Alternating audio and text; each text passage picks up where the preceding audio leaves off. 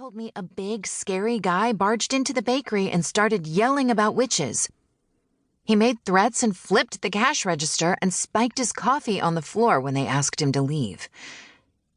Fear swirled inside Clem, exacerbating her headache. Though witch hunters weren't usually so overt in their actions, she couldn't assume it was a mundane with mental issues. The safety of their coven depended on staying hidden. Carrie cursed quietly, addressing Danica. "You've made 2 service calls there recently. If this guy's a hunter, he could have followed your energy trail." Danica let out an unsteady breath. "Exactly what I'm thinking.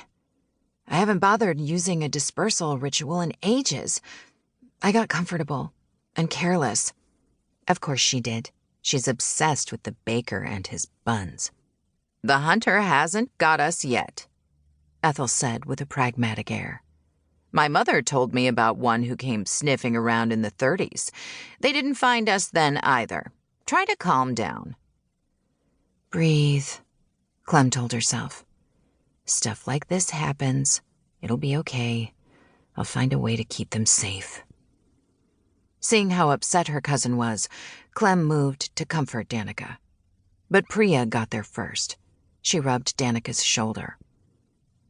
"It's not your fault. I suspect that none of us have been as careful with our magic as we could have been." Vanessa nodded. "It could have been any one of us that pinged on his radar." With a sigh, Danica shook her head. "But I'm the one who's spiking like crazy. My output is off the charts lately." "At least you admit there's a problem." Clem tried to sound neutral, but she was angry and scared in equal measure. How the hell do I put this cat back in the bag? If anything happened to her coven sisters, she wouldn't be able to live.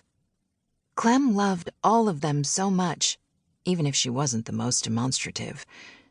And the idea of anyone hurting them exacerbated her headache. Visceral fright lodged in her brain like a rusty railroad spike. To make matters worse, her cousin didn't even acknowledge her words. Danica turned to Ethel. "You said there was a hunter here in the 30s. Did your mother tell you how they got rid of him?" "First, we protect this place so he can't sense our workings," the old woman said. "And then we do a joint casting to confirm if he's the real deal." "Divination is your forte," Vanessa said. Ethel nodded. "That's why I'll be taking the lead. Priya, can you lock the apartment? You've lived here for years and your imprint is stronger than Carrie's." "Understood. I'm on it." Priya bolstered her wards in each room, creating a secure site that shouldn't leak any sign of their workings. Leanne confirmed the seal was solid, then Carrie and Priya procured the implements Ethel requested: white candles and purified water in a copper bowl, along with various ceremonial herbs. The old witch took the lead, intoning softly as she scattered the carnation and mugwort, finishing with sea salt for purity. Without prompting, they joined hands around the table, allowing Ethel to pull from their energies as she peered into the glimmering water. At first, it was cloudy as she whispered, "Tell us, spirits, true or false, false or true. Him we seek and him we find. Let none hinder this quest of mind. Hunter, the water reveals the truth of you." The liquid roiled inside the bowl, gentle bubbles that slowly clarified into the image of a large man reclining in a vinyl chair. A leather jacket was slung over the back, and he was drinking a beer in a cheap motel room. He was big, but more, he radiated intensity and determination.